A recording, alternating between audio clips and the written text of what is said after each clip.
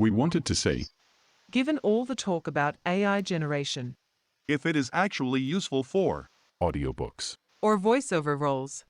So here is a test. Please stay tuned, and thank you for watching PBS Kids. And one man in his time plays many parts, his axe being 7 ages. You said it, killer! And you can read more about it in the Bible! Prologue. Louis Perrin cursed as quietly as he possibly could, squeezing his eyes and nose together in an effort to keep from complaining any louder about the pain in his ankle. His hastily chosen Converse high-tops had offered little support against River Street's cobblestones, and despite his earlier sprain, neither Louis nor his partner were of any mind to slow their escape. Ryan echoed his thoughts. This way. No shit, Louis thought, but he kept the sass to himself. I'm coming as fast as I can, he said instead. Lower your voice. Ryan's own was a hiss in the darkness. Louis could barely see him stalk crouching through the alley in front of him. They're right behind us. He hasn't left me yet, Louis thought. That's more than I would do for him. The fog was thankfully heavy, and the two of them moved as quickly as they could from the shadows of one parked car to another. Louis winced in pain and bit his lip to stop himself from yelping out loud. His partner was right, they could be found at any moment. It was supposed to be a simple night. Louis shook his head at his own stupidity. When was it ever a simple night? Here. Ryan darted out of sight nearly 20 yards ahead. Louis limped behind him as fast as he could, stumbling as his shoes continued to slip on the stones underneath his feet. The weight of the satchel thrown around his back, stuffed as full as it could be of jewelry, documents, and wooden carvings, wasn't nearly as debilitating as the pain in his ankle, but he steeled himself and pushed forward through the fog, the sound of his grinding teeth blotting out any audible grunts of pain. Somewhere nearby, obscured by the late-night haze but clearly close, a seagull cawed loudly. A siren in the distance froze Louis in his tracks. They found you.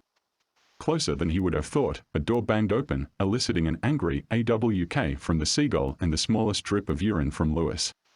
Ryan's head emerged in the fog as if from a dream. Here, you idiot. Louis blinked and Ryan grabbed the front of his shirt and yanked him through an open doorway, locking a deadbolt behind him. For a moment all he could see was darkness, but then there was a soft click and above him a dim fluorescent bulb flickered to life. Ryan was still examining the deadbolt. Unless they have a key, he whispered. I think we're safe here. He sighed and shook his head, a smile forming on his thin red lips. I can't believe one of these places left their door unlocked. Holy shit. Talk about luck. Luck, Louis repeated, breathing heavily. He looked down at his foot and lifted it gingerly, wincing. Lots of that tonight. No one asked you to dress like you're going to a skate park in the 2000s, Ryan said. This city's full of rocks, you know. Not most of it, Louis argued. And, anyway, we got stuff. We got stuff, Ryan replied angrily. Stuff. Random shit. Not what we were looking for. Louis shook his head and looked at the bolted door. Although faint, he was sure he could still hear police sirens in the distance. Do you think they saw us? Ryan shook his head. Not through this fog. As if to disagree with him purposefully, the sirens suddenly drew alarmingly close and then stopped. Both men froze and stared at each other, listening to the sound of at least 3 car doors slamming. Louis turned and looked at where they had escaped to. He and Ryan were standing in a narrow concrete stairwell, the steps leading down at least another good 10 feet and ending in dirt and darkness. Cobwebs stretched from the ceiling to the floor in multiple places. His brain suddenly jumped back to when he was in middle school, nearly 3 decades ago now, and was taken on a tour of the Pirates' tunnels underneath River Street. Pirates' tunnels, the teachers had told the 7th graders. It wasn't until he was in college that he learned the majority of the tunnels were created for either moonshine or for transporting slaves via the Underground Railroad. Back then, he had wondered how often both uses happened at the same time. Was he in one of those tunnels now? No, he told himself. This is just a badly kept basement, one of 100 in this city. A voice on the other side of the door brought him back to the present. They have to be close, it said, male, exasperated. Look around. Ryan met Louis' eyes, wide and unblinking, and pointed down the stairs with 2 fingers. Louis, too afraid to argue, nodded and began moving slowly downward in step with his partner. Both men moved as silently as they possibly could, hardly daring to breathe. They could have gone down this way, Lewis barely heard someone say above him. Fortune tellers open 24/7. Marty would have seen M, the first voice, still far too close, said. Valientes. A woman's voice, slightly farther away but still too near for comfort, replied. They didn't keep on down the alley, we'd see footprints from this drain off here. They either turned back or hid. And would we seen a turn back, the first voice responded. Valientes, Schwartz, on me. Lewis, still backing down the stairs as quietly as he possibly could, heard the unmistakable sound of a clip entering a handgun. The deadbolt's locked, Ryan whispered. They can't get it. Do you think sure? Ryan pulled him, slightly too hard, sending Lewis falling down the last 2 steps and into the dirt floor below. The bottom of the basement was nearly too dark to see, but as far as Lewis could tell it was just a hollowed-out room full of dirt. Ryan followed him down slowly, backing into the dirt and darkness until he was nearly invisible.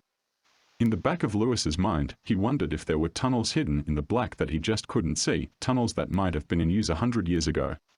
Tunnels that might save his life now. Goddamn! The exclamation came so sudden, so loudly, that Lewis wasn't sure he didn't either make it himself or imagine it. Ow. Christ. Ryan. Lewis's eyes were wide and he hissed between clenched teeth. Be quiet. In the shadows Lewis could see the other man bent over, clawing at his lower half, agitated beyond measure. He turned his head towards Lewis, his thin lips grimacing in pain. There's something on my leg. The door at the top of the staircase shuddered violently multiple times as someone on the other side rapped against it. Lewis heard an authoritative voice shouting, "Police, we know you're in there." Ryan turned his head to the ceiling and let out a shriek like nothing Lewis had ever heard in his life. He clasped his hands to his ears and fell to his knees in the sand, the satchel full of stolen goods bouncing against his chest. "What are you doing?" He hissed. "Shut up, Jesus." Ryan screamed, "It hurts. It hurts. Oh Christ, it hurts." Again came the loud knocking at the door. "Open the door now or we will break it in." "What's going on in there?" Ryan screamed again, "It hurts. It hurts." Lewis lost his composure. "Shut the hell up," he shouted at him. "Shut the hell up right now or I swear to IHHHHHH. Ah. Ah ha ha. At the top of the stairs, the handle of the door jiggled impotently. On the other side a voice shouted, "What's happening in there? Open up." The question was only met with more screams.